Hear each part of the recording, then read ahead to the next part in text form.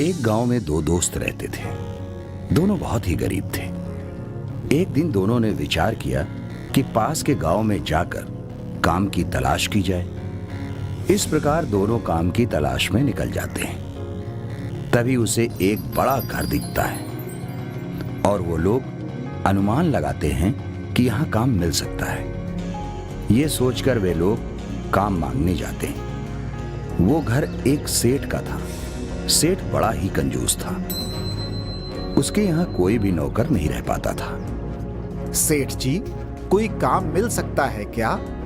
कंजूस सेठ दोनों को देखकर बहुत खुश होता है और दोनों को तुरंत काम पर रखने का फैसला करता है और शर्त रखते हुए कहता है, काम तो मैं दे दूंगा, लेकिन मेरी एक शर्त है। हमें काम चाहिए, आप शर्त बताइए। पूरे 1 साल काम करना होगा।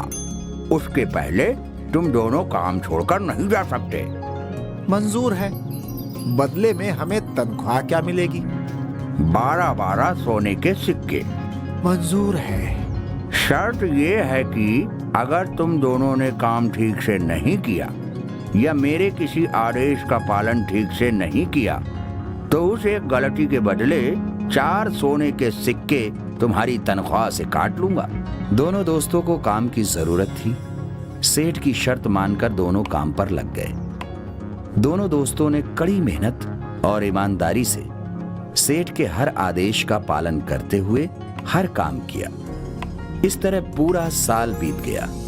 साल के आखिरी दिन दोनों दोस्त आपस में विचार किए, मित्र, आज हमें हमारी तनख्वाह मिल जाएगी और हम अपने गांव वापस जा सकते हैं। हाँ मित्र, तुमने सही कहा।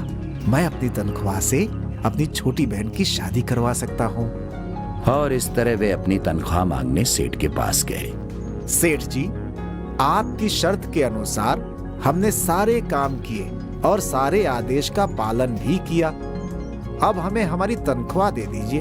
अरे, तुम लोग तनख्वाह मांगने क्यों आ गए?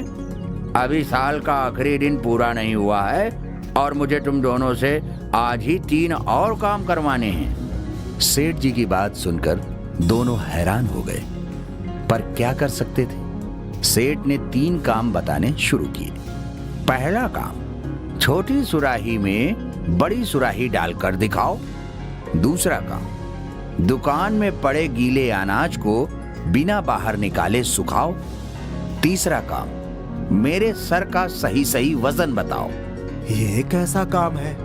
ये तीनों काम अगर तुम दोनों नहीं कर पाए तो हर एक काम के बदले 4 सोने के सिक्के तुम्हारी तनख्वाह से काट लूंगा। पर ये तो असंभव काम है। सेठ की चालाकी काम कर गई। उसने कहा कि ठीक है, तो फिर यहां से चले जाओ। इन 3 कामों को ना कर पाने के कारण मैं हर एक काम के लिए 4 स्वर्ण मुद्राएं काट रहा हूं। मक्कार सेठ की इस धोखाधड़ी से उदास होकर दोनों दोस्त बोझिल मन से अपने घर की ओर जाते हैं। तभी उन्हें रास्ते में एक चतुर पंडित मिलता है। उनके ऐसे चेहरे देखकर पंडित उनसे उनकी उदासी का कारण पूछता है। अरे, तुम दोनों इतने उदास क्यों हो? पंडित की बात सुनकर दोनों दोस्तों ने अपनी व्यथा बताई। तब पंडित ने कहा, बस इतनी सी बात, घबराओ मत। अभी आधा दिन बाकी है। सेठ के तीनों काम तुम दोनों जाकर पूरा कर दो।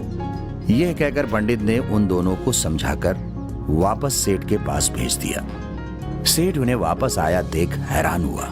सेठ जी, अभी आधा दिन बाकी है। हम आपका तीनों काम पूरा करने के लिए वापस आए हैं। हाँ हाँ, क्यों नहीं। तीनों काम पूरा करके अपने सिक्के ले जाओ। सेठ जानता था कि ये 3 काम पूरा कर पाना असंभव है, इसलिए वो निश्चिंत था। दोनों दोस्त दुकान में गए। सेठ भी साथ ही था। दोनों दोस्तों ने अपना काम शुरू किया।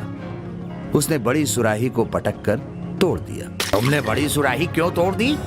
इसको छोटी सुराही में भरना है, इसलिए। और उसने बड़ी सुराही के छोटे छोटे टुकड़ों को छोटी सुराही में भर दिया। सेठ मन मसोस कर रह गया। उसके बाद दोनों दोस्तों ने गीले अनाज को दुकान के अंदर फैला दिया। सिर्फ फैलाए से ये कैसे सूखेगा? इसे सुखाने के लिए धूप और हवा चाहिए। चिंता मत करिए सेठ जी, बस देखते जाइए। यह कहकर दोनों दोस्तों ने हथौड़ा उठा लिया और दुकान की छत तोड़ने लगे, जिससे सेठ और भी ज्यादा घबरा गया। अरे, तुम मेरी दुकान की छत क्यों तोड़ रहे हो? जिससे हवा और धूप आने लगे और अनाज सूख जाए। अगर हम अनाज को बाहर निकालते तो शर्त हार जाते। क्रोधित मित्रों को सेठ देखता रह जाता है, पर उन्हें रोकने की हिम्मत नहीं जुटा पाता। अब आखिरी काम बचा है। यह कहकर दोनों मित्र तलवार लेकर सेठ के सामने खड़े हो जाते हैं और कहते हैं, मालिक, आपके सिर का सही सही वजन तौलने के लिए इसे धड़ से अलग करना होगा।